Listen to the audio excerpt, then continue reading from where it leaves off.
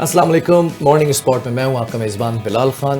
گلا کچھ خراب ہے, بالکل خراب ہے, اور میں ہوں فاطمہ اختر. تو ظاہر سی بات ہے جب موسم تبدیل ہوتا ہے اور اس کے بعد ہم جو دیکھ رہے ہیں کہ موسم کے ساتھ ساتھ چیزیں بھی تبدیل ہو رہی ہیں, جلدی شام ہو جا رہی ہے, تو اس وجہ سے آج ہمارے ہوسٹ کا گلا خراب ہے. مگر ہاں, ہم اپنے پروگرام کا باقاعدہ طور پر انرجیٹک وے میں اسٹارٹ کرتے ہیں اور آپ سے کریں گے بہت ساری باتیں. بہت امپورٹنٹ ٹاپکس پر آج ہم بات کریں گے, بہت امپورٹنٹ خبریں شامل کریں گے, اور پروگرام کے آغاز میں جو کہ روایت ہے اچھی بات کریں گے. اور اچھی بات اور دن کا آغاز اچھی باتوں سے ہی کیا جاتا ہے. فاطمہ, اکثر ہوتا یہ ہے کہ طبیعت خراب ہوتی, لیکن اس بار میں یہ دیکھ رہا ہوں کہ موسمی تبدیلی تو ہے.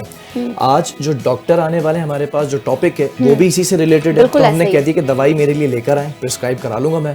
لیکن اس بار ایک عجیب سی کیفیت ہے کہ نزلہ کھانسی تو ہوتی تھی, لیکن بخار کے ساتھ ساتھ شدید جسم جو ٹوٹتا ہے نا, وہ ایک عجیب کیفیت ہے. تو اس کو بھی پوچھنے کی کوشش کریں گے کہ ہو کیوں رہا ہے. ٹھیک ہے, موسم کی تبدیلی کے ساتھ ساتھ آج ہم ENT اسپیشلسٹ سے بھی بات کریں گے, مگر اس سے پہلے اچھی بات, بالکل اچھی بات کا آغاز کرتے ہیں. اکثر ذہن میں یہ بات آتی ہے کہ یہ زندگی کبھی ہنستی ہے, کبھی آزماتی ہے. راستے میں دو ناکامیاں, تنہائیاں, سب کچھ ملتا ہے, لیکن سب کے بیچ ایک چیز ہوتی ہے جو انسان کو ٹوٹنے دیتی ہے, وہ چیز ہے امید. تو یہ امید پر جو دنیا قائم ہے, ہم قائم ہیں, آپ قائم ہیں, اور یہ جو دنیا چل رہی ہے وہ ایک امید کی روشنی سے چل رہی ہے. کیوں بلا؟ اچھا, یہ امید ایسی چیز ہے کہ جو دل کے اندر نا جلتی رہتی ہے, ایک امید جسے ایک چھوٹی سی روشنی, اور وہ ہے ایک, جس طرح سے آپ نے کہا نا کہ ہوپ, اچھی امید رکھنا زندگی کا جو ہے وہ میں سمجھتا ہوں کہ ایک پازیٹیو رخ ہے جو زندگی کے اندر سب سے زیادہ امپورٹنٹ ہے کہ آپ امید اچھی رکھیں. اور پھر اگر آپ قرآن سے بھی لینا تو قرآن کے اندر ہے کہ جیسا تم گمان کرو گے میں ویسا ہی دوں گا تمہیں. تو اس لیے کہ اگر اچھا سوچیں گے تو اچھا ہی ہوگا. آج میں نے یہی سوچا آتے ہوئے کہ میں مارننگ شو کر لوں گا, سب کچھ اچھا ہوگا, کوئی آف نہیں لے رہا, تو آئی ہوپ کہ میں کر لوں گا.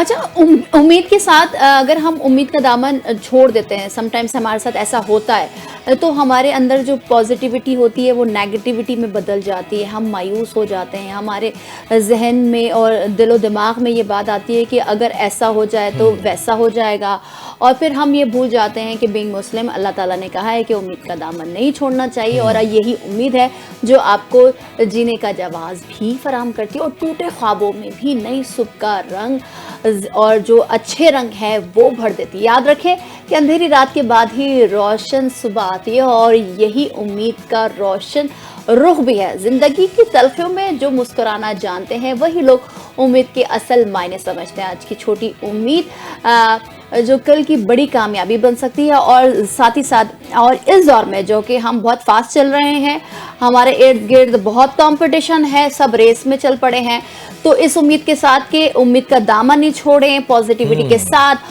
امید کا دامن پکڑے رکھیں, تاکہ آپ کے اندر باہر ارد گرد, آپ کی فیملی میں, آپ کے فرینڈس میں, آپ کے ریلیٹیوز میں, اور جہاں آپ کام کر رہے ہیں یا جہاں آپ ہوتے ہیں, سارا اپنا ٹائم ویسٹ رکھتے ہیں, ٹائم کے ساتھ آپ کے ساتھ امید جو ہے وہ مضبوطی کے ساتھ پکڑے رہے گی. تو آپ کو امید ہے کہ آپ میڈیسن لے کے صحیح ہو جائیں گے. اچھا, فاطمہ کی ایک اچھی بات یہ کہ فاطمہ بڑی انرجیٹک ہو کے پوری فل آف لائف جو ہے نا ہو کر آتی ہیں, تو اچھی باتیں ہم روزانہ ان سے بہت اچھی سیکھ سکتے ہیں. اچھا, جو چھوٹی سی امید ہے نا, وہ آج اگر کوئی چھوٹی امید ہے تو کل کی بہت بڑی کامیابی بن سکتی ہے. بے شک یقین رکھنا ہے اور صبر کرنا ہے. ایک مضبوط پازیٹیو امید جو ہے وہ ہمیشہ رکھیں. مایوسی کو شکست اسی طرح دی جاتی ہے کہ آپ ڈپریشن میں نہ جائیں, ہوپفل رہیں. ڈپریشن, انزائٹی یہ تبھی ہوتی ہے جب آپ سمجھتے ہیں کہ ہمارے سامنے کوئی راستہ موجود نہیں ہے, اور یہ راستہ تب موجود نہیں ہوتا جب آپ امید کو چھوڑ دیتے ہیں. تو اس لیے بھی ہمیں بڑے پرانے قرآن, اسلام ہمیں یہ سکھاتا ہے, اور ہمیں جو تعلیمات ہیں وہ بھی ہمیں یہ سکھاتی ہے کہ صبر کے ساتھ امید کا دامن پکڑے رکھیں, تاکہ آنے والی زندگی میں آگے اچھی چیزیں ہوں اور بہتری کی طرف اپنی زندگی. کبھی آپ کے ساتھ ایسا ہوا کہ کبھی ہوپلیس ہو گئی؟ بالکل, بہت بار ہوا ایسا, اور ہوتا ہے, کیونکہ ہم پھر کیا کرتی ہیں ہیومن بینگ, پھر ہم اچھی چیزوں کو سوچنا چاہیے. میرا ایک جو بلیسنگز ہوتی ہیں لائف میں, بلیسنگز, اور سب سے بڑھ کر جب اللہ اور رسول ہمارے سامنے اور ان کی قرآن کی باتیں ہمارے سامنے, بے شک, تو وہ چیزیں نا تھوڑی سی آپ کو پازیٹیوٹی کی طرف موٹیویٹ کرتی ہیں. ٹھیک ہے بھائی, اچھی بات تو ہو گئی. اب ہم کچھ امپورٹنٹ نیوز اور ٹاپ اسٹوریز کی خبریں جو ہے وہ آج لیڈ کریں گی فاطمہ پورے شو کو, اور جب تک ڈاکٹر نہیں آ جاتا اگلے جو آر کے اندر, تب تک میں جو ہے وہ تھوڑا سا ریسٹ پر ہوں. ٹھیک ہے, ہمارے ساتھ بلال موجود ہیں اور امید یہی ہے کہ بلال جلد سے جلد ٹھیک ہو جائے, ان کا گلا ٹھیک ہو. آگے بڑھتے ہیں, سندھ اور پنجاب حکومت کی بات کرتے ہیں, جو کہ ہم نے کل بھی کی تھی. اب یہ جو درمیان میں ہونے والی کشیدگی ہے سندھ اور پنجاب میں, وہ ختم ہونے کے لیے نام ہی نہیں لے رہی. اور جو صدر ہیں ہمارے صدر آصف علی زرداری, انہوں نے جو وزیر داخلہ محسن نقوی کو کراچی کل طلب کیا ہے. بہت امپورٹنٹ دورہ لگتا ہے وزیر داخلہ کا, کیونکہ بہت شارٹ نوٹس پر وہ صدر آصف علی زرداری کے کہنے پر وہ گزشتہ روز کراچی پہنچے ہیں. اور وزیر داخلہ کی سندھ کے وزراء سے ملاقاتیں ہوئی ہیں, جو کہ پیپلز پارٹی کے وزراء ہیں, ان سے ملاقاتیں ہوئی ہیں. وزیر داخلہ محسن نقوی نے سندھ کے وزیر داخلہ ضیاء الحسن لنجار کے گھر جا کر ان کی والدہ کے انتقال پر تعزیت بھی کی ہے. اس موقع پر صوبائی وزیر شرجیل انعام میمن صاحب بھی ان کے ساتھ موجود ہیں. اور یہ جو بلال امپورٹنٹ میٹنگ ہے وہ اس لیے کیونکہ جو پنجاب اور سندھ میں جو ایک لفظی گولہ باری ہو رہی ہے, اور جو ایک لفظوں سے جو ایک دوسرے کی کامیابیوں کو, اور جو جتنے بھی کام ہو رہے ہیں یا نہیں ہو رہے, چاہے وہ ترقیاتی کام ہو, اس میں جو ہے شدت آ گئی ہے. فاطمہ, میں ایک بڑی مزے کی بات بتاتا ہوں. زرداری صاحب جو کہ صدر پاکستان ہیں, انہوں نے وفاقی وزیر داخلہ محسن نقوی کو بھیجا پیپلز پارٹی کے پاس. ٹھیک ہے, کیونکہ یہ سب کو پتہ ہے کہ وزیر داخلہ جو اس وقت محسن نقوی ہیں بڑا قریبی رشتہ رکھتے ہیں آصف علی زرداری صاحب سے. لیکن سیم ٹائم کے اوپر اگر ہم بات کرتے ہیں نا مریم نواز صاحبہ, تو ان کی نہیں بنتی ہے. کچھ ذرائع یہ بھی بتاتے ہیں کہ پنجاب کے اندر تھوڑی سی کشمکش اور پیچیدگی رہتی ہے. اب سمجھنا یہ ہے کہ مریم نواز صاحبہ اور بلاول بھٹو زرداری کے درمیان جو چپکلش ہو چکی ہے, وہ محسن نقوی کیسے صحیح کریں گے؟ نہیں, محسن نقوی صاحب, کیونکہ ظاہر سے بات ہے آصف علی زرداری کے گزشتہ اگر ہم ماضی کی بات کریں تو ان کے کافی قریب رہے ہیں. اور پھر جب الیکشنز کے دنوں میں انہوں نے بڑا ثالثی کا کردار نون لیگ اور دوسرے اداروں میں بھی ان کا ثالثی کا کردار رہا ہے. ملاقاتیں رہی ہیں پنجاب میں, اسپیشلی جو ملاقاتیں ہوتی تھی پیپلز پارٹی کے ساتھ نون لیگ کی, تو محسن نقوی صاحب اس میں ثالثی کا کردار ادا کرتے تھے, انویٹیشن دیتے تھے اور خود بھی موجود ہوتے تھے. اور آصف علی زرداری نے ہی یہ سوچا کہ بھائی جو کشیدگی بڑھ گئی ہے سندھ اور پنجاب میں, جو تعلقات خراب ہو رہے ہیں, جو کہ وفاق میں اثر پڑے گا اس چیز کا, تو اس وجہ سے ہم اب کچھ کرتے ہیں. اور وزیر داخلہ بھی ہیں محسن نقوی صاحب, اور اسی لیے محسن نقوی گزشتہ روز پہنچے ہیں اور انہوں نے کئی مصروفیات اپنی کراچی میں گزاری ہیں. اور اب وہ گاہے بگاہے مل رہے ہیں, پیپلز پارٹی کے رہنماؤں سے مل رہے ہیں, تاکہ یہ جو کشیدگی ہوئی ہے, لفظی گولہ باری کی جو جنگ چھڑ گئی ہے پنجاب اور سندھ حکومت میں, وہ ختم کیا جائے. بالکل, آپ کو ایک دفعہ پھر بتا دیں کہ یاد رہے کہ سندھ اور پنجاب حکومت کے جو مابین ایک کشیدگی ہے نا, اس کو ختم کرنے کے لیے آصف علی زرداری صاحب نے محسن نقوی صاحب کو طلب کیا. اور جو وزیر داخلہ ہیں وہ ٹیلی فون کر کے سندھ اور پنجاب کے درمیان کچھ روابط کروا رہے ہیں, دوبارہ سے کچھ برج کا کام کر رہے ہیں. اب یہ دیکھیں یہ جو ٹارگٹ ملا ہے محسن نقوی صاحب کو جو وزیر داخلہ ہے, اور انہوں نے ماضی میں بھی بہت اچھا کردار ہے کہ وہ کتنی جلدی پنجاب اور سندھ کے تعلقات کو پھر سے بحال کریں گے, تاکہ یہ جو جنگ چھڑی ہے وہ ختم ہو جائے. جبکہ بڑی امپورٹنٹ شخصیت ہے, اور آپ تو انٹرویو بھی کر چکی ہیں ماضی کے اندر ان کے, تو سوال یہ بھی پیدا ہوتا ہے کہ ان کی بات میں کچھ دم بھی ہے. اب یہ حکومت چلنا نہ چلنا محسن نقوی صاحب ول ڈیسائیڈ کہ کیا ہونے جا رہا ہے. بہرحال خیبر پختونخوا کی طرف بھی بڑھیں گے. کے پی کے کی بھی اگر بات کریں تو وزیر اعلیٰ کے پی کے علی امین گنڈاپور کی ہدایت پر صنم جاوید کے مبینہ اغوا کے معاملے پر ایف آئی آر درج کر لی گئی ہے. فاطمہ, بالکل ایسا ہی ہے. ترجمان وزیر اعلیٰ نے بتایا کہ ایف آئی آر ایڈوکیٹ ہیرا بابر دختر محمد بابر شعیب کی مدعیت میں تھانہ شرقی پشاور میں درج کی گئی ہے. وزیر اعلیٰ نے واقعے کی مکمل اور شفاف تحقیقات کا حکم بھی دے دیا ہے. صنم جاوید کے اغوا میں ملوث نامعلوم افراد کی گرفتاری کے لیے قانونی کارروائی بھی شروع کر دی گئی ہے. امپورٹنٹ جو سٹیٹمنٹ ہے وزیر اعلیٰ خیبر پختونخوا امین گنڈاپور صاحب کی جانب سے یہ دی گئی ہے کہ ہم بروئے کار لائیں گے تمام وسائل, تاکہ صنم جاوید کو جلد سے جلد جن کو بھی جہاں سے بھی اغوا کیا گیا بتا دیں بھائی سی ایم ہے, کس نے گرفتار کیا ہے, سامنے لے آئے بھائی. اگر کچھ ایسا ہے, ماضی میں بھی ایسا کچھ ہوتا رہا, پھر اس سے مکر جاتے ہیں. اب ترجمان نے مزید یہ بھی کہا ہے کہ غیر قانونی عمل میں ملوث عناصر کو تو کٹہرے میں لے کر آئیں گے, لیکن نام نہیں بتا رہے وہ ابھی تک. کیوں؟ کیونکہ ظاہر سے بات ہے ابھی یہ بات منظر عام پر بھی نہیں آئی ہے کہ ان کو اسپیشلی اغوا کس نے کیا ہے, وہ جو غائب ہوئی ہیں یا جو تمام تر معاملات ہوئے ہیں صنم جاوید کے ساتھ, وہ کہاں سے ہوئے. اب ایف آئی آر تو درج کر لی گئی ہے, اب وہ کہہ بھی رہے ہیں, یہ بھی تو بتائیں کہ کہاں سے ہوئی ہیں وہ. اچھا جی, ترجمان نے مزید بتایا کہ صنم جاوید کو پشاور کے سول آفیسر میز کینٹ کے قریب سے مبینہ طور پر اغوا کیا گیا ہے. اب یہ اغوا کس نے کیا ہے اس کی مکمل تحقیقات کی جا رہی ہے. اب مکمل اس پر بروئے کار لایا جائے گا. خیبر پختونخوا کے تمام وسائل جو کہ امین گنڈاپور صاحب کہہ رہے ہیں کہ ہم ہر چیز کو بروئے کار لاتے ہوئے جو صنم جاوید صاحبہ ہیں ان کو جلد سے جلد اغوا کاروں کے چنگل سے چھڑائیں گے. اب یہ دیکھنا ہے کہ وہ کب تک ہوتا ہے, کیونکہ یاد رہے کہ پی ٹی آئی کی سوشل ایکٹیوسٹ بہت مشہور و معروف اور بڑی ایکٹیو کارکن ہے, اور وہ سوشل میڈیا بھی گزشتہ جب الیکشن ہوئے تھے اس میں وہ ان کا کردار بہت رہا ہے, اور بیان بازی بھی بہت جو ہے وہ اریسٹ ہو چکی ہیں. بالکل ایسا ہی ہے. آگے بڑھتے ہیں بھائی, اور آپ کو بتاتے ہیں کہ پاکستان اور ملیشیا کے درمیان دفاعی تعاون کا معاہدہ جو ہے وہ طے پا گیا ہے. یہ خوشائن بات ہے اور اچھی خبر ہے پاکستانیوں کے لیے. حلال گوشت کی برآمد بھی اور چاول کی جو فراہمی سمیت ہے دیگر کئی شعبوں کے اندر اہم معاہدے ہوئے ہیں. جبکہ پی ایم کی اگر بات کر لیں نا, شہباز شریف صاحب کی, تو ملیشین ہم منصب سے ملاقات ہوئی. کل ہم نے آپ کو بتا دیا تھا کہ ملاقات کیسے ہو رہی ہے, کتنا بغلگیر ہو رہے ہیں. دونوں ممالک کے قریبی اور جو بردرہڈ ایک ریلیشن شپ ہے نا, وہ مزید فروغ دینے پر اتفاق. بالکل اتفاق کے ساتھ تجارت سمیت مختلف شعبوں میں تعاون بڑھانے کے حوالے سے تفصیلی گفتگو بھی ہوئی ہے. اور ساتھ ہی ساتھ جو فلسطین کا مسئلہ چل رہا ہے, جو گزشتہ روز وزیر اعظم شہباز شریف جب کوالالمپور پہنچے تھے, ان کا پرتپاک استقبال کیا گیا. پھر دونوں ممالک کے ترانے بھی بجائے گئے, جھنڈے بھی اٹھائے گئے, اور پھر جو فلسطین کا مسئلہ جو آج کل چل رہا ہے, جو کہ بہت امپورٹنٹ ہے اس خطے کے لیے بھی, اس پر بھی سنگین صورتحال پر بات چیت کی گئی ہے. عالمی امور پر مشترکہ کوششوں کی ضرورت پر بھی پاکستان اور ملائیشیا کے درمیان, دونوں وزرائے اعظم کے درمیان اس بات پر اتفاق بھی کیا گیا ہے.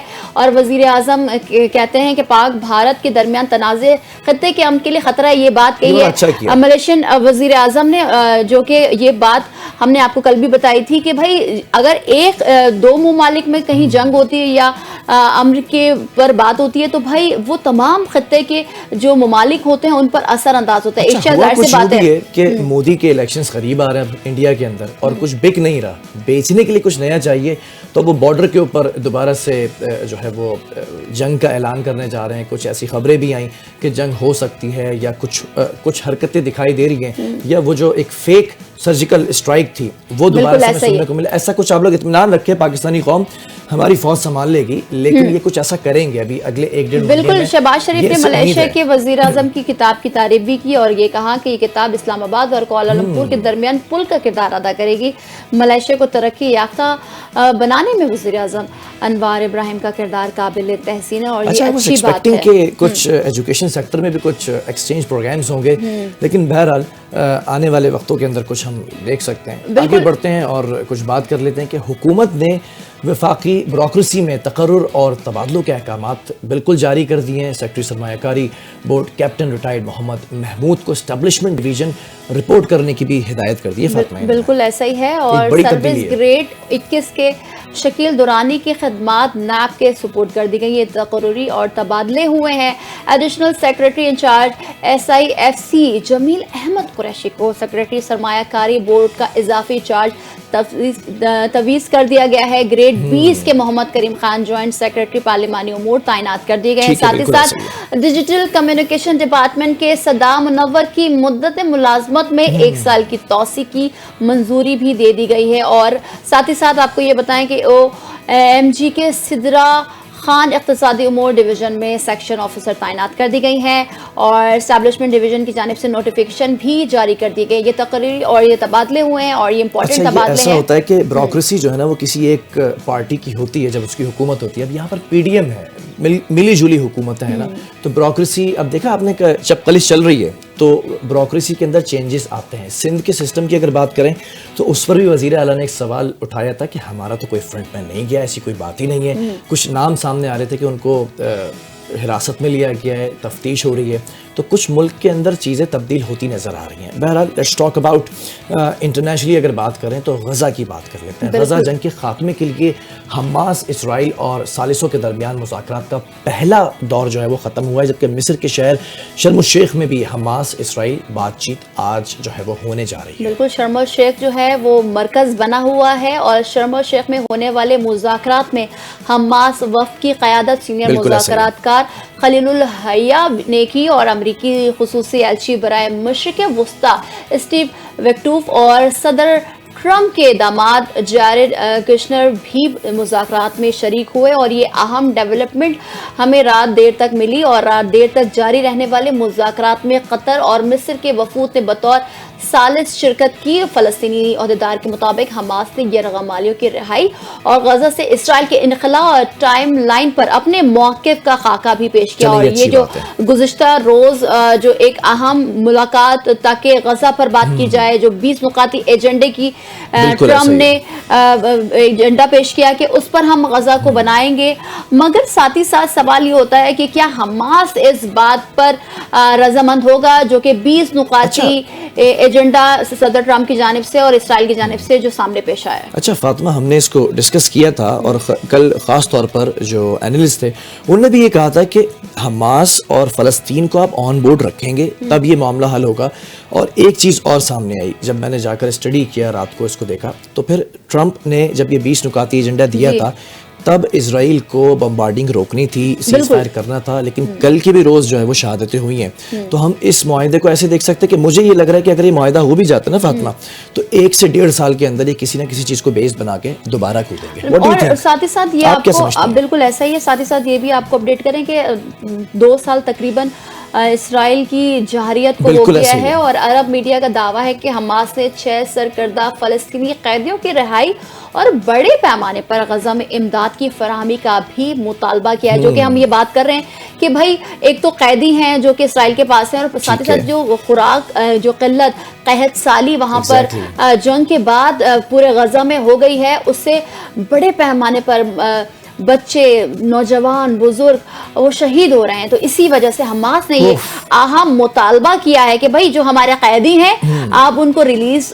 करें और फिर साथ ही साथ 6 सरकर्दा फ़लस्तीनी कैदी हैं और साथ ही साथ बड़े पैमाने पर, जो कि जाहिर से बात है एड की जरूरत है, वहां पर मेडिसिन की जरूरत है, खुराक की जरूरत है, जो कि फराहमी भी जरूरी है, ताकि तब जाके हम इन जो कि 20 नुकाती एजेंडा है उस पर बात करेंगे या उस पर हम कोई पॉजिटिविटी दिखाएंगे। देखें कि सैलाब आया तो पाकिस्तान ने भी मदद मांगी बाहर से और मदद की भी गई, सऊदीया ने भी की, दूसरे ममालिक ने, लेकिन गजा के अंदर इतनी बड़ी जुल्म, बर्बरियत और जारियत हो रही है लेकिन कोई मदद करने के लिए वहाँ तक पहुँच ही नहीं सकता है। ये ज़रा आप इसको ज़रा कंपेयर करें, so you will have an idea कि किस किस्म के ये इजरायली जो इस वक्त हुकूमत है और फौजी हैं किस किस्म के लोग हैं और अमेरिका इसका साथ दे रहा है। So you have to think about it. बिल्कुल, और हमास इस बात की जमानत भी चाहती है कि इसराइल यरगमालियों की रिहाई के बाद मुआहदे की पासदारी करे। वही बात जो कि हमारे कल एनालिस्ट भी कर रहे हैं और ये पूरी दुनिया में ये बात हो रही है कि भाई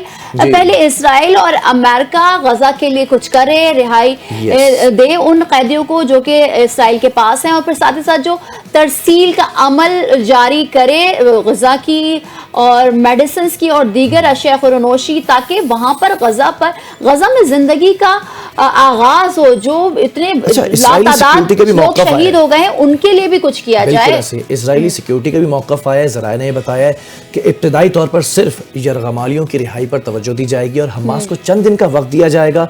इसी तरह इसराइल ट्रम्प मंसूबे के तहत जो है वह इब्तिदाई तौर पर फौज को नाम नेहाद जर्द लकीर तक वापस बुलाने पर समझौता नहीं करेगा, बल्कि स्ट्रैटेजिक बफर जोन बनाएगा और जबकि मजीद इनखला का इन्हिसार मुज़ाहमती तंजीम से तयशुदा शराइत पर होगा। इसका मतलब ये है कि हमास को जो है वो हम फ्रीडम फाइटर्स कहते हैं लेकिन वो जो है वो टेररिस्ट ग्रुप कहते हैं। अब वो ये कह रहे हैं कि हम पहले उनकी शराइत देखेंगे, फिर हम उनके साथ एक पूरा एक ड्यूरेंट लाइन जैसे है ना, जैसे रेकोडिक है, उसी तरह एक लाइन खींचेंगे, उस लाइन को हम अपनी मर्जी से डिफाइन करेंगे, उस बॉर्डर को हम अपनी मर्जी से डिफाइन करेंगे। वो ये कहना चाह रहे हैं इस मुआहदे में। ऐसा ही है और हम ये उम्मीद करते हैं कि जल्द से जल्द गजा में जो जारियत, बर्बरियत और जो जुल्म की दास्तानें रकम कर रहा है इसराइल और इसका गठजोड़ जो है वो ताने बाने कहीं ना कहीं अमेरिका से मिलते हैं, वो जल्द से जल्द ख़त्म किए जाएं। बाकी साथ ही साथ आपको ये भी बता रहे हैं कि गजा पर जारी इसराइली हमलों के 2 साल मुकम्मल हो गए, जिसमें लाखों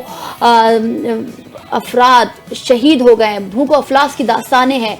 सेहूनी फौज ने वहशियाना कार्रवाइयों का सिलसिला जारी रखा हुआ है। काबिज फौज ने आज भी गजा में 24 फ़लस्तीनी शहीद कर दिए। 7 अक्टूबर 2023 को हमास की क़यादत में फ़लस्तीनी मुजाहिदीन ने गजा की पट्टी से इसराइल के खिलाफ बड़े पैमाने पर तूफ़ानुल अक्सा के नाम से حملوں کا آغاز کیا تھا. اور بلال آج 2 سال مکمل ہو گئے, مگر جب ہم ان 2 سالوں کی داستان پڑھتے ہیں, دیکھتے ہیں, دیکھ رہے ہوتے ہیں, سن رہے ہوتے ہیں, تو ہم ایک انسانیت کے ناطے ہمیں افسوس ہوتا ہے کہ لاکھوں ہمارے جو فلسطینی بھائی ہیں, بہنیں ہیں, بزرگ ہیں, بچے ہیں, مائیں ہیں, وہ اس دنیا سے رخصت ہو گئے ہیں اور شہید ہو گئے. روز قیامت یہ چھوٹی چھوٹی بچوں کو آپ نے جو شہید کیا ہے نا, وہ کھڑے ہو کر آپ سے مسلم امت سے پوچھیں گے what you have done for us. فلسطینی مجاہدین اسرائیلی رکاوٹوں کو توڑتے ہوئے غزہ سرحدی گزرگاہوں کے ذریعے قریبی اسرائیلی بستیوں میں بھی داخل ہو چکے ہیں, جبکہ مجاہدین نے 251 افراد کو یرغمال بنایا,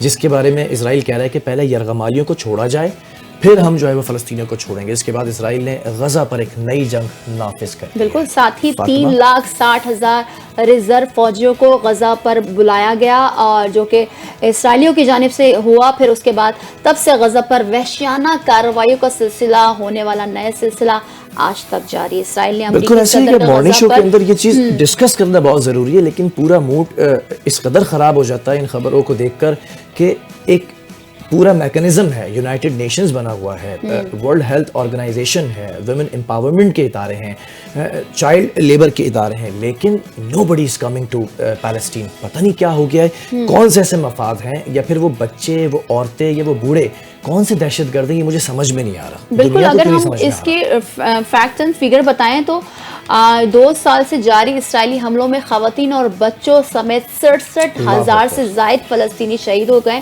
جبکہ 1,70,000 کے قریب زخمی ہو چکے ہیں. اسرائیلی ناکہ بندی سے 20 لاکھ افراد فاقہ کشی پر مجبور ہیں. اسرائیل کے وحشیانہ حملوں میں غزہ جو ہے اب مکمل طور پر کھنڈر بن چکا ہے. وہاں رہنے کا تصور ہی نہیں کیا جا سکتا, چاہے وہ اسپتال ہو, مساجد ہو, گرجا گھر ہو, اسکول ہو, کالجز ہوں, یا کوئی تعلیمی ادارے ہو, چاہے وہ آپ کا گھر ہو یا مکان ہو, سب بربادی کی داستانیں دکھ رہی ہیں ہمیں. ایون ہم تو یہ سوچ رہے ہوتے ہیں کہ مہنگائی بہت ہو گئی ہے, لیکن الحمدللہ ہمارے پاس گڈوں کے اندر تھوڑی سی سڑک موجود ہے, لیکن غزہ کے اندر آپ ذرا امیجن کریں کہ اس وقت نہ تو سڑکیں ہیں, نہ تو عمارتیں ہیں, نہ کالجز ہیں, نہ اسکول ہیں, نہ آفیسز ہیں, نہ اسپتال ہیں, نہ مساجد ہیں, صرف کھنڈر اور ملبہ اس وقت جو ہے وہ زمین کے اوپر گرا ہوا ہے. یہ ذرا پروڈیوسر صاحب فوٹیجز دکھائیں, یہ کس طرح سے میزائل داغے جاتے ہیں اور کس طرح سے. اچھا, امداد آئی وہاں پر, امداد ٹرک سے لوگ لینے کی کوشش کر رہے تھے, اور وہاں پر اسرائیلی فوج کھڑے ہو کے اسٹریٹ فائرنگ کر رہی تھی, گولیاں چلا رہی تھی. مطلب آپ اس کو کیسے جو ہے وہ جسٹیفائی کر سکتے ہیں کہ یہ ہو کیا رہا تھا؟ تو پھر بلال کہا جاتا ہے نا کہ آزادی ایک بڑی نعمت ہے, تو اللہ کا شکر ادا کریں, اور ہمارے جو بزرگ اور جو ہمارے آباء و اجداد نے جو قربانی دے کر اس ملک کی بنیاد رکھی, اور ہم ایک آزاد ملک اور ریاست میں سانس لے رہے ہیں, تاکہ ہمیں آزادی ہر چیز کرنے کی, ہم اندازہ لگا سکتے ہیں کہ غزہ میں کیا سچویشن ہے. آگے بڑھتے ہیں, اقوام متحدہ کی بات کرتے ہیں, جس کی سلامتی کونسل میں خواتین, امن اور سلامتی کے موضوع پر خطاب کرتے ہوئے سائمہ سلیم نے عالمی برادری کی توجہ کشمیری اور فلسطینی خواتین کی حالت زار پر دلائی. انہوں نے کہا کہ امن کے قیام اور مذاکرات میں خواتین کی شمولیت اخلاقی اور عملی دونوں لحاظ سے ضروری ہے, کیونکہ خواتین کی شرکت سے معاہدے زیادہ دیر پا ثابت ہوتے ہیں. اچھا, سائمہ سلیم نے جو اقوام متحدہ سے اس وقت مطالبہ کیا ہے نا فاطمہ, وہ ثالثی عملوں میں خواتین کی لازمی شمولیت یقینی بنائی جانے کا بھی کہا ہے, جبکہ جنگی ہتھیار کے طور پر جنسی تشدد کرنے والوں کا احتساب بھی ہونا چاہیے بھی کہا, اور بحران زدہ علاقوں کے اندر خواتین کی جو آرگنائزیشنز ہیں ان کو مالی مدد کی فراہمی کی جائے. اچھا, یہ تمام چیز تو ہوتا ہے, لیکن اگر پچھلی خبر سے کنیکٹڈ کریں آپ اس خبر کو, خواتین کی بے حرمتی ہو رہی ہے, خواتین وہاں پر غزہ کے اندر شہید ہو رہی ہیں, لیکن nobody is asking, nobody is raising voice. بہرحال اس پر آگے بڑھتے ہیں, لیکن سیکرٹری جنرل کی جو رپورٹ میں بھارتی قبضے میں کشمیر کی خواتین کا ذکر جو ہے وہ نہیں ہے, جبکہ ان پر مظالم عالمی رپورٹس میں بارہا سامنے آ چکے ہیں. اچھا بلال, اگر چلے فلسطین تو کا معاملہ ایک طرف, مگر اگر ہم کشمیری بہن بھائیوں کو نظر انداز نہیں کر سکتے, وہ اس لیے کہ کشمیر میں بھی سیم سچویشن انڈیا کی جانب سے جو برپا ہے, آئے دن ہم یہ دیکھ رہے ہوتے ہیں کہ وہاں پر ہمارے جو کشمیری بھائی ہیں, بہنیں ہیں, نوجوان ہیں, بزرگ ہیں, بچے, ان کو ہراساں کیا جاتا ہے یا اسٹریٹ فائر کی جاتی ہے. اگر وہ کوئی پروٹیسٹ, شہادتیں کتنی ہوئی ہیں, تو ایک مسئلہ ہے جو پاکستان اور انڈیا کے درمیان جو ہے وہ مسئلہ کشمیر ہے, جس پر ٹرمپ صاحب نے بھی کوئی توجہ دلائی کہ ہاں ٹھیک ہے ہم بات کر سکتے ہیں, ٹیبل ٹاک کر سکتے ہیں, مگر ظاہر سی بات ہے, یہ بات واضح ہے کہ انڈیا اس پر بات کرنے کے لیے, ٹیبل ٹاک کرنے کے لیے راضی نہیں ہے, نہ وہ کر سکتا ہے, کیونکہ وہ چاہتا یہ ہے کہ کشمیر ان کا حصہ بنے, مگر ظاہر سی بات ہے ہمارا حصہ جو ہے وہ ہمیں ملے گا. کشمیر اور پاکستان تو شہر سے زیادہ قریب ہے نا, جبکہ سائمہ سلیم جو کہتی ہیں کہ کشمیری خواتین کو امن کے ایجنڈے سے خارج کرنا ان کی ساکھ کو نقصان بھی پہنچانا ہے, جبکہ فلسطینی خواتین کی حالت ہمارے دور کا سب سے المناک سانحہ بھی ہے. اچھا چلیں, یہ بہت اچھی بات ہے کہ سائمہ صاحبہ نے یہ دونوں جو اس وقت ممالک ہیں ان کی خواتین کی, بچوں کی اور بوڑھوں کی جو اس طرح سے لے کر آئی ہیں آن بورڈ, بہترین ہے اور میں آپ کو اپریشیٹ کرتا ہوں. اور فاطمہ مجھے بھی یہ لگتا ہے کہ آپ بھی جس طرح سے میں نے دیکھا کل بھی اتنا ایموشنل ہو کے اور ٹچی ہو کر پروگرام کر رہی تھی فلسطین کے اوپر, لوگ آواز نہیں اٹھا رہے ہیں, NGOs آواز نہیں اٹھا رہی ہیں, اس پر بڑی مجھے تشویش ہے. جو کہ ہمارا حق بنتا ہے اور ہم اس پر آواز اٹھائیں. مزید کیا بات ہوئی, انہوں نے کیا انکشاف کیا, وہ بتائیں آپ کو کہ گزشتہ 2 سال میں تنازعات سے جڑے جنسی تشدد میں 90% اضافہ اور خواتین و بچوں کی ہلاکتوں میں 4 گنا اضافہ ہوا ہے. خواتین اب بھی تشدد کا پہلا اور امن کا آخری چہرہ ہیں. بالکل حقیقت ہے یہ بات, اور ساتھ ہی ساتھ جو فیکٹس اینڈ فیگرز ہیں انہوں نے اس بات پر بھی توجہ دلائی کہ جی اس طرح سے خواتین اور بچوں کے ساتھ اس طرح کے ظلم و بربریت کو کشمیر میں, فلسطین میں بند کیا جائے, اور یہ اقوام متحدہ میں جو ایک آواز بلند کی جاتی ہے تاکہ دنیا تک یہ آواز کو پہنچایا جائے. آگے بڑھتے ہیں اور موسم پر بھی بات کریں ہیں. بالکل موسم لڑائیاں لے رہا ہے بھائی, بہت تیزی کے ساتھ, طبیعت بھی خراب ہے بھائی, بالکل تیزی کے ساتھ موسم چینج ہو رہا ہے. اگر ہم پورے ملک کی بات کریں تو ہر جگہ موسم کی نے جو ہے انگڑائی لے لی ہے. محکمہ موسمیات نے ملک کے مختلف علاقوں میں تیز ہوا اور گرج چمک کے ساتھ مزید بارشوں کی پیش گوئی کراچی میں بھی ہو جائے ایسا کچھ, انشاءاللہ. جو کہ میٹرولوجی ڈپارٹمنٹ ہے اس کے مطابق ملک کے دیگر علاقوں میں جو موسم ہے نا وہ خشک ہے, اور یہ بھی امکان ظاہر کیا گیا ہے, جبکہ گلگت بلتستان, کشمیر, ملحقہ پہاڑی علاقوں کے اندر چند مقامات پر جو ہے وہ تیز ہوائیں اور گرج چمک کے ساتھ مزید بارش کا امکان بھی ہے. فاطمہ اب آگے جو لوگ اس وقت ہم سے ٹیون ہوئے ہیں ان کو بھی بتائیں کہ کون کون سے ایسے شہر ہیں جہاں پر موسم تبدیل ہوگا. بالکل ملک کے تمام ہی حصوں میں جو ہے ملک بارشوں کی پیش گوئی کی گئی ہے. اسلام آباد میں موسم خشک اور مطلع جزوی ابر آلود رہنے کا امکان ہے. ساتھ ہی ساتھ راولپنڈی, مری, گلیات, چکوال, جہلم, گجرات, لاہور, سیالکوٹ, ناروال اور وزیر آباد میں بھی چند مقامات پر بارش ہونے کی توقع کی جا رہی ہے. بلوچستان کی اگر بات کی جائے, بلوچستان کا رخ کریں تو وہاں پر بھی ساحلی علاقوں میں مطلع جزوی ابر آلود رہنے کی توقع ظاہر کی جا رہی ہے. سندھ کے بیشتر اضلاع میں موسم گرم اور خوش رہنے کا امکان ہے. جی بھائی کراچی میں بھی موسم کہا جا رہا ہے کہ جمعے سے جو ہے وہ رات کے وقت ٹیمپریچر گرے گا اور خنکی آئے گی. جبکہ اگر میں بات کروں نا دیر, چترال, سوات, کوہستان, شانگلہ اور بڈگرام میں بارش کی جو ایکسپیکٹیشنز ہیں وہ ہیں. گلگت بلتستان میں گرج چمک کے ساتھ بارش اور پہاڑوں پر برف باری کا بھی امکان بتایا گیا ہے, جبکہ میٹرولوجی ڈپارٹمنٹ کے مطابق آزاد کشمیر کے اندر گرج چمک کے ساتھ بارش ہوگی.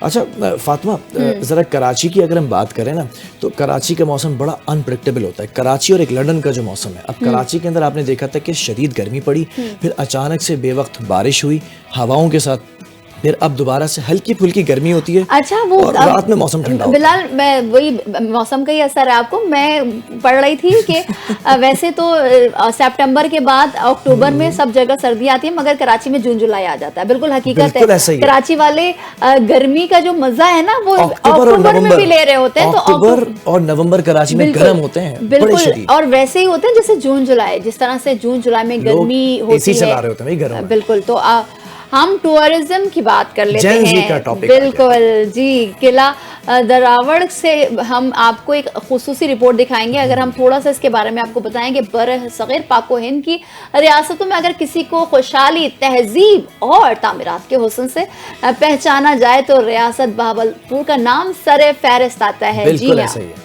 جو بہاولپور کا شمار جو ہے برصغیر کے پاک و ہند کی خوشحال ریاستوں میں ہوتا ہے, اور یہاں پر جو ہے وہ حکمران عباسی خاندان نے دارالخلافہ بہاولپور کے اندر پر آسائش محلات اور باغات تعمیر کیے تھے.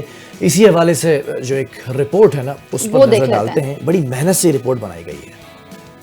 بر صغیر پاک و ہند کی ریاستوں میں اگر کسی کو خوشحالی، تہذیب اور تعمیرات کے حسن سے پہچانا جائے تو ریاست بھاولپور کا نام سر فہرست آتا ہے۔ بھاولپور کا شمار بر صغیر پاک و ہند کی خوشحال ریاستوں میں ہوتا تھا۔ 18ویں صدی کے اوائل سے قریب 28 صدیوں تک یہاں کے دوران عباسی خاندان نے دارالخلافہ بھاولپور میں پر آسائش محلات اور باغات تعمیر کیے، ساتھ ہی کالج، اسپتال، اسٹیڈیم، تفریحی مقامات اور لائبریریاں بھی قائم کی۔ ان تعمیرات میں سے کئی آج بھی بھاولپور شہر اور اس کے گرد و نواح میں موجود ہیں۔ یہ یادگاریں تاریخ کے ان اوراق کی مانند ہیں جن سے کئی کہانیاں اور یادیں جڑی ہوئی ہیں۔ بھاولپور سے تقریباً 80 کلومیٹر دور صحرائے چولستان میں قلعہ ڈیراور واقع ہے۔ سڑک پکی مگر تنگ ہے، اس لیے یہاں پہنچنے میں تقریباً 2 گھنٹے لگتے ہیں۔ قلعہ عباسی خاندان کے ملکیت ہے اور اس کا اصل نام قلعہ ڈیراور ہے، جو کبھی قلعہ ڈراور کہلاتا تھا۔ قلعے کی اونچی دیواریں اور لوہے سے بنا مرکزی دروازہ اس قدر چوڑا اور اونچا تھا کہ ہاتھی بھی آسانی سے اس میں سے گزر سکتا تھا۔ وسیع و عریض ریتیلے میدان میں کھڑا یہ قلعہ اپنی منفرد ساخت کی وجہ سے نمایاں ہے۔ قلعے کے سامنے دلی کی مسجد کی طرز پر ایک قدیم مسجد موجود ہے جو قلعے کے حسن کو 4 چاند لگاتی ہے۔ مسجد کے عقب میں بنے ایک دروازے سے قلعے کے اندر لے جانے والی کشادہ گزرگاہ تک پہنچا جا سکتا ہے جو اینٹوں سے تعمیر کی گئی ہے۔ قلعے کے باہر بسنے والے مختلف مذاہب کے لوگ ایک دوسرے کے ساتھ میل جول رکھتے تھے۔ یہاں مسلمان، ہندو اور سکھ سب مل کر رہتے تھے۔ ایک ہی گھاٹ سے پانی پینا ان کے درمیان بھائی چارے کی مثال تھا۔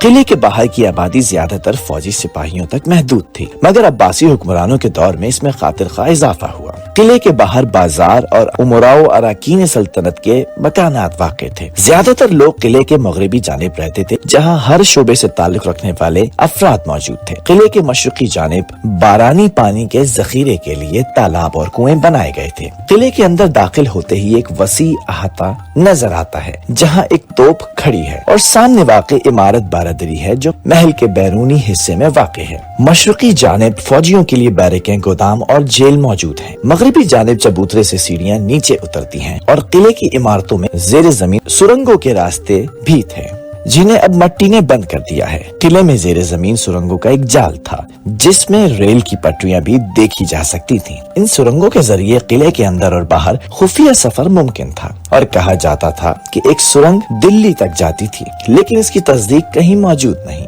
یہ قلعہ صرف اینٹوں اور پتھروں کا مجموعہ نہیں بلکہ تاریخ کی وہ زندہ کتاب ہے جو ہمیں ایک دور کی عظمت، ہم آہنگی اور تہذیب کی جھلک دکھاتی ہے۔